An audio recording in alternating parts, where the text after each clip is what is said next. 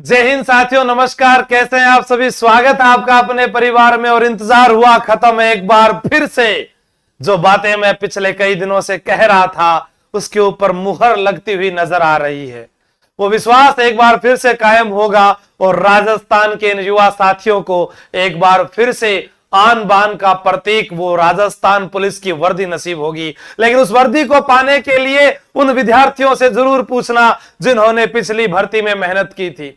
हो सकता है कि शुरू में उन्हें कुछ समस्याओं का सामना करना पड़ा हो, जैसे मोबाइल की लत से पीछा छुड़ाना पड़ा हो, या कोई और चक्कर चल रहा हो उससे पीछा छुड़ाना पड़ा हो, या आर्थिक स्थिति जो है वो ठीक नहीं थी, या परिस्थितियां उनके अनुकूल नहीं थी। लेकिन कुछ भी कहो, कम समय में, कम फीस में अगर अच्छी नौकरी आपको चाहिए तो राजस्थान पुलिस आपके लिए तैयार है।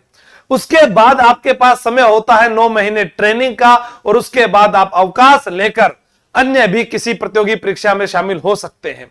अभी हाल ही के अंदर कुछ राजस्थान पुलिस के ही सिपाही जो आरएस भर्ती के अंदर आरपीएस बने हैं, कुछ राजस्थान पुलिस के ही सिपाही जो सब इंस्पेक्टर बने थे, कुछ पटवार में चयनित हुए हैं, कुछ शिक्षक भर्ती की ओर चले जाते हैं।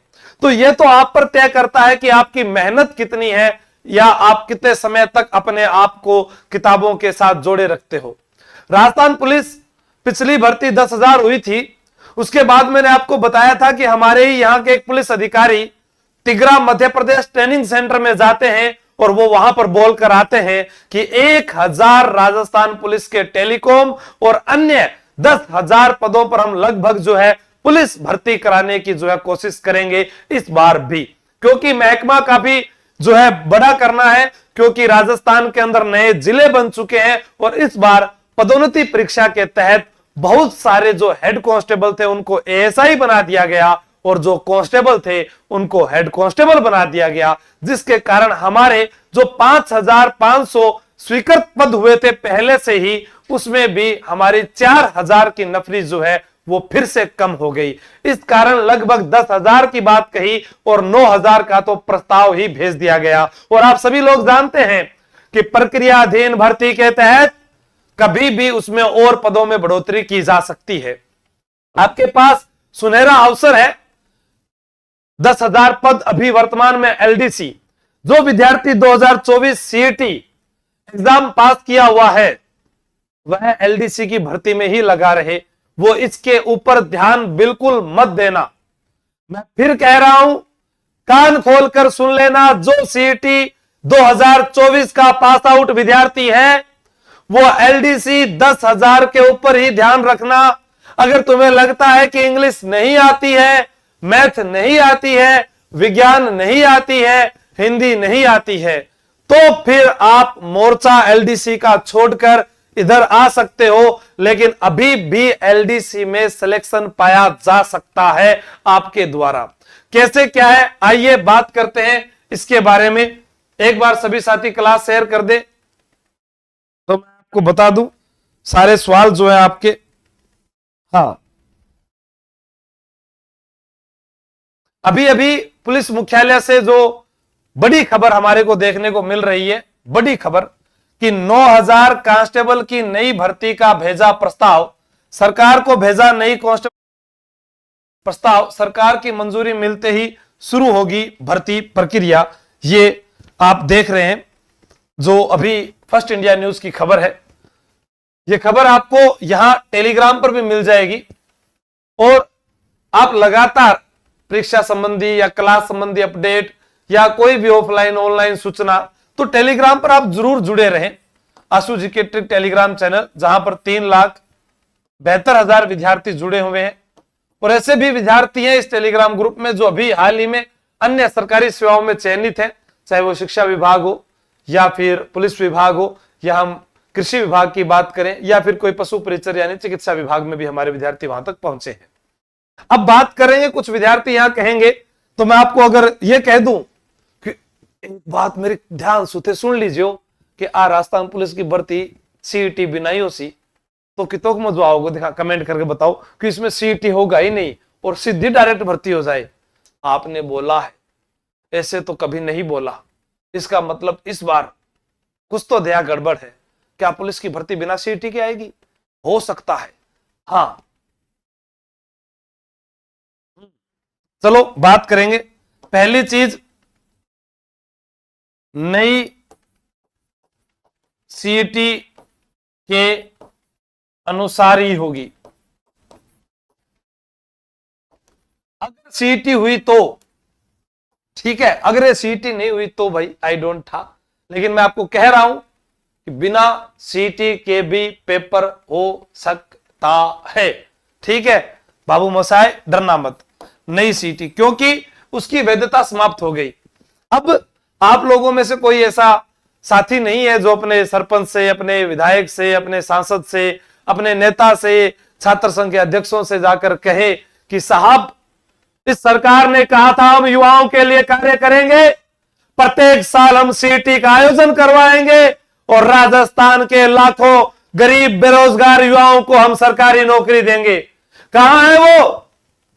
भजन लाल जी से अगर कोई सवाल पूछे कि साहब सीईटी 2024 में हुई थी, 2025 चला गया और ये 26 भी आधे से ज्यादा चला गया, लेकिन अभी तक नई सीईटी की न तो परीक्षा दिनांक घोषित की है, न उसमें होने वाली भर्तियों का विवरण दिया गया है। बस इतना कर दिया गया कि माउंट आबू का नाम आबूराज, जहाजपुर का नाम यज्ञपुर, कामा का नाम कामवन। अगर राजस्थान का नाम भी आप चेंज कर पाते तो बेरोजगार साथी लिख सकते थे, लेकिन यह आपके हाथ में नहीं है।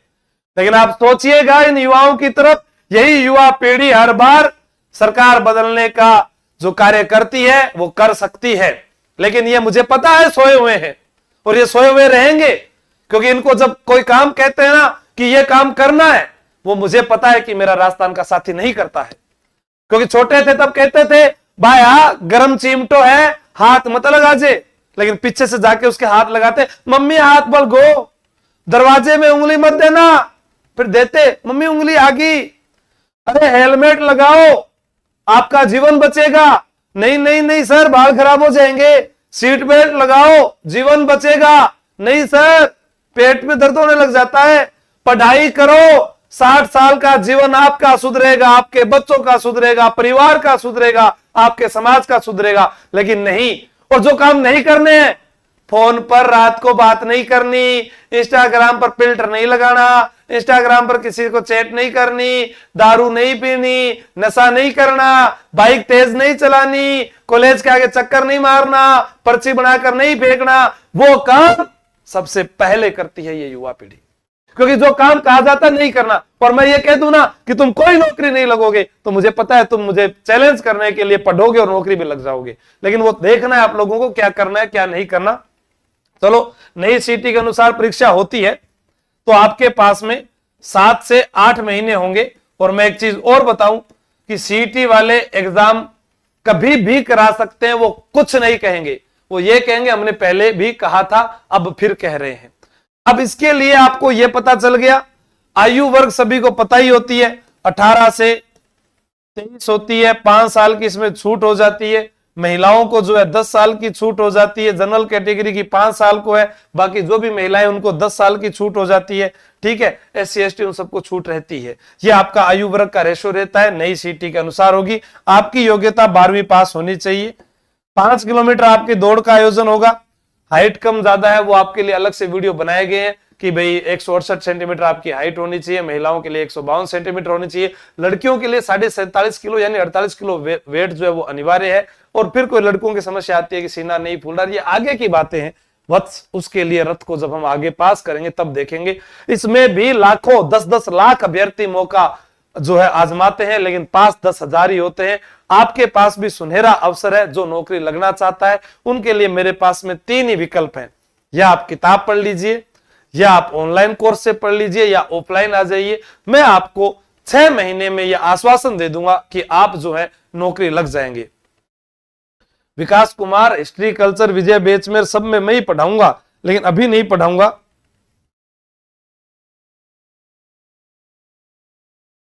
ठीक है, अभी नहीं पढ़ाऊंगा, थोड़ा सा टाइम लगेगा तब। जैसे SI का रिवीजन बैच करवाया है ऐप के अंदर, तो उसके बाद मेरी क्लास LDC में स्टार्ट होगी, फिर LDC के बाद में आपके पुलिस के स्टार्ट होगी। समय अनुकूल चलती है सारी क्लास।